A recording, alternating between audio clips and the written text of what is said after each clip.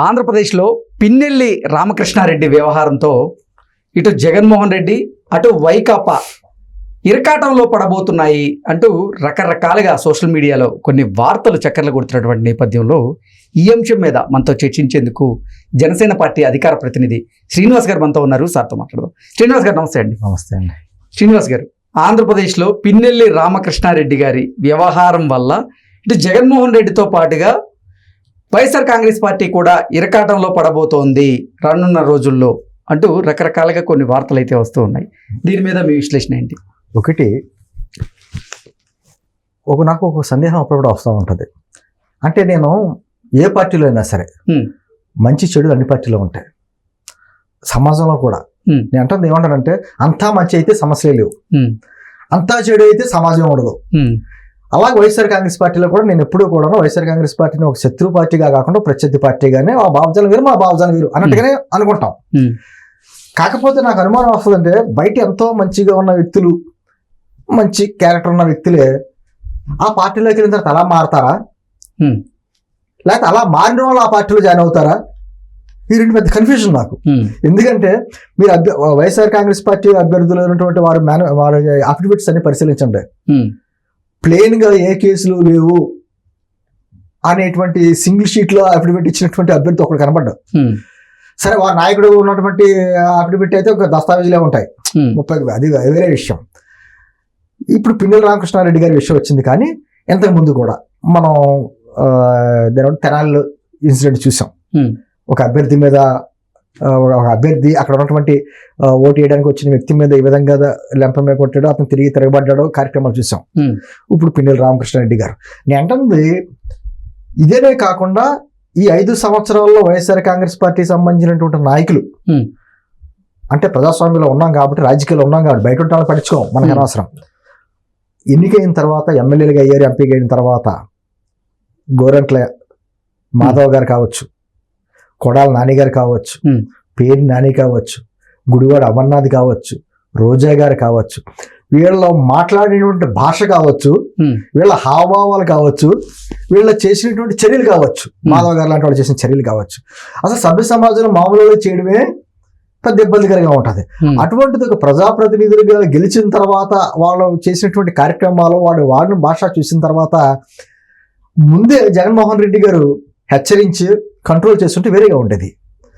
ఆయన సభల్లోనే కొంతమంది ప్రతిపక్ష పార్టీ నాయకుల మీద వాడిన భాష కావచ్చు, నాకు ఈయన ముసిముసిలో నవ్వుకోవడం, అసెంబ్లీలోనే వారికి తగ్గట్టుగా ఆయనకి ఇష్టమైనట్టుగా చెవులు ఇంపుగా మాట్లాడితే ఈయన ముసిముసిలో నవ్వుకోవడం, ఆయన కూడా ఆ విధంగా భాష మాట్లాడటం, ఇవన్నీ చూసిన తర్వాత వీళ్ళకి పెద్ద ఇప్పుడు జరుగుతున్న కార్యక్రమం పెద్ద ఇబ్బంది ఏం కలిగించాం. ఓకే, నాకు ఏమనుకుంటానంటే అలవాటు అయిపోయింది వాళ్ళకి. ఇలా అలవాటు అయిపోయింది. 5 ఏళ్ల పాలనలో ఆంధ్రప్రదేశ్ లో ఎంతో మంది ప్రజల మీద దాష్టికాలు జరిగినాయి, దౌర్జన్యాలు జరిగినాయి. సార్, మనకి ఇప్పుడు ఈ ప్రభుత్వం, ఒక మాట కృష్ణ గారు, ఈ ప్రభుత్వం అధికారంలో రావడానికి మెజారిటీగా ప్రయత్నం చేసింది ఎస్సీ ఎస్టీలు, మైనార్టీస్.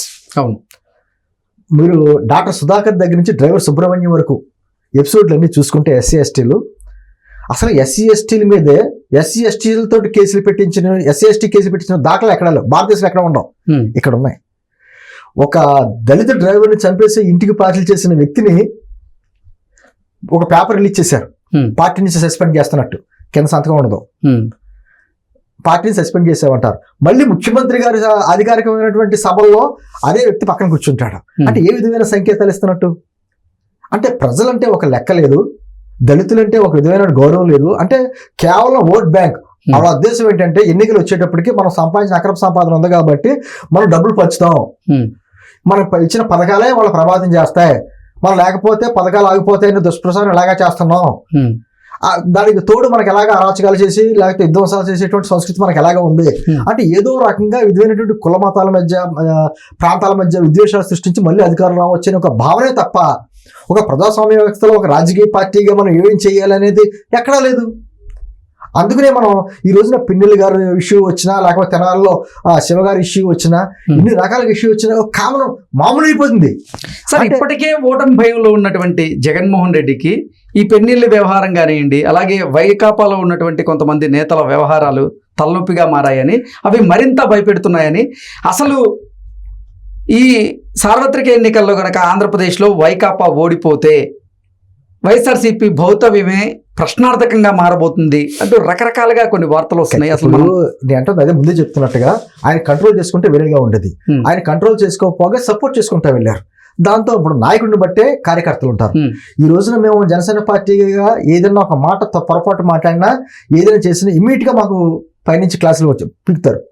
అందుకనే కంట్రోల్లో ఉంటారు, ఎవరైనా కంట్రోల్లో ఉంటారు. అంటే నాయకుడిని బట్టే కింద కార్యకర్తలు ఉంటారు. ఇక్కడ ఆ విధమైన లేనటువంటి పరిస్థితి. ఖచ్చితంగా ఓటమి భయం ఉంది. ఆ ఓటమి భయాన్ని కప్పిపుచ్చుకోవడానికి చేసే ఆ ఫ్రస్ట్రేషన్ లో చేసే కార్యక్రమాలే ఇప్పుడు జరుగుతున్న మాచర్లో ఘటనలు కావచ్చు, లేకపోతే తెనాల్లో ఆ ఘటనలు కావచ్చు, ఏదైనా కానీ ఓటమి నుంచి వచ్చినటువంటి భయమే. ఎందుకంటే ఈ ప్రభుత్వం రెండే నమ్ముకుంది. ఒకటి అప్పులు నమ్ముకుంది, రెండు అరాచకాలు నమ్ముకుంది. అప్పులు 5 సంవత్సరాలు బట్టి నడిచి ప్రతి మంగళవారం అప్పుల వారం కింద. ఇప్పుడు ఓటమి భయం కనపడేటప్పుడు కళ్ళ ముందు ఏం చేయలేదు అర్థం ఒక ఫ్రస్ట్రేషన్ ప్రజల మీద చూపిస్తున్నారు. అమాయకమైనటువంటి ప్రజల మీద, దూరు లేనటువంటి ప్రజల మీద, అంటే భయాందోళనతో ఇంట్లో నుంచి బయటకు రాసి చూసారు. అటువంటి ప్రజల మీద ఆ కక్ష అంతా తీర్చుకుంటున్నారు.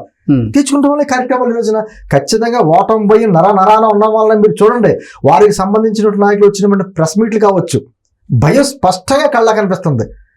ఆ భయం దాని తాలూకా ఫలితాలే ఈ అరాచకాలు. ఎవరన్నా ఎన్నికలు ముందు కావచ్చు, లేకపోతే ఎన్నికలు అయిన తర్వాత కావచ్చు, గతం అంతా పక్కన పెట్టు, సరే ఎన్నికలు అయినా కొంచెం ప్రశాంతంగా ఉందాం, ఎన్నికలు అయిన తర్వాత ఇటువంటి వ్యక్తులుగా మనం ఓటేసిందని ప్రజలు అనుకోకుండా ఈ కొన్నాళ్ళైనా ప్రశాంతంగా ఉందాం అనుకుంటారు. కానీ అటువంటిది వాళ్ళ నైజం అటువంటిది. అరాచకాల నుంచి పుట్టుకొచ్చిన పార్టీ అది. అంతకు మించి వారికి అదే ఉండదు. రేపొద్దున జగన్మోహన్ రెడ్డి గారు తెలుసు వ్యవస్థలన్నీ సరిగ్గా పనిచేస్తే జగన్మోహన్ రెడ్డి గారు నిజంగా ముందుగా న్యాయ వ్యవస్థ అంటాను, ఆ వ్యవస్థ సరిగ్గా పనిచేస్తే ఆయన ఎక్కడ ఉంటాడో ఆయన భవిష్యత్తు ఏంటో ఆయనకి తెలుసు. కానీ ఆయన్ని అనుసరించి ఆయన మాకు అండగా ఉన్నాడు కదా అని చెప్పేసి రెచ్చిపోతున్న వారు భవిష్యత్తు ఏంటో ఎవరికి తెలియదు. ఎందుకంటే మీ భవిష్యత్తు నేనే అని చెప్పి నమ్మకం అని చెప్పి ఇదేం స్లోగన్స్ ఇచ్చుకుంటాడు, కానీ అసలు ఆయన భవిష్యత్తు ఆయనకే తెలియదు. నిజంగా ఓడిపోతే నా పరిస్థితి ఏంటని చెప్పేసి అతను ఏ విధంగా ఎన్నికలైన తర్వాత ఎక్కడ ఉండాలి, ఏ విధంగా సర్దుకోవాలి, ఆయన ఆస్తులు కావచ్చు, లేకపోతే ఆయన చేసిన తప్పిదాలు కావచ్చు, ఏ విధంగా అన్ని రకాల ఏర్పాట్లు అతను చేసుకుంటున్నాడు. ఈ ఎలగాల్లో జనం పెచ్చజనం ఇంకా అతను ఏదో మనం రక్షిస్తాడని ఏదో కొంచెం ఊరేగితో రోడ్ల మీదకి వస్తున్నారు. కానీ ఖచ్చితంగా ప్రజాస్వామ్యంలో అంటే అన్నిటికంటే బలమైన రాజ్యాంగం. కాస్త లేట్ అవ్వచ్చు, వాళ్ళ డబ్బుతో ఏదో రకంగా మభ్య పెట్టచ్చు. కానీ లాలూ ప్రసాద్ యాదవ్ కంటే గొప్పవాళ్ళేం కాదు కదా, జార్ఖండ్ లో ఉన్నటువంటి ఆ మధుకోడ కంటే గొప్పవాళ్ళేం కాదు కదా, వెళ్తాను జయలలిత కంటే గొప్పవాళ్ళేం కాదు కదా. ఇటువంటి వాళ్ళకి కొంత వెనక ముందు ఖచ్చితంగా ఇటువంటి వ్యవస్థల మీద దాడి చేసే వాళ్ళందరూ కూడా ఎక్కడికి వెళ్ళాలో అక్కడికే వెళ్తారు. రాజ్యాంగం మీద మాకు అంత నమ్మకం ఉంది.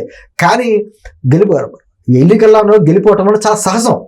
దాన్ని సహజంగా తీసుకుంటారా, లేకపోతే దాన్ని ఏదో ప్రజలు మామే చేసిన దాడి, మమ్మల్ని అన్యాయం చేసినటువంటి చేసి ఏదో అరాచకాలు సృష్టిస్తారా అనేది మనం చూడాలి. ఆల్రెడీ జరుగుతున్నాయి.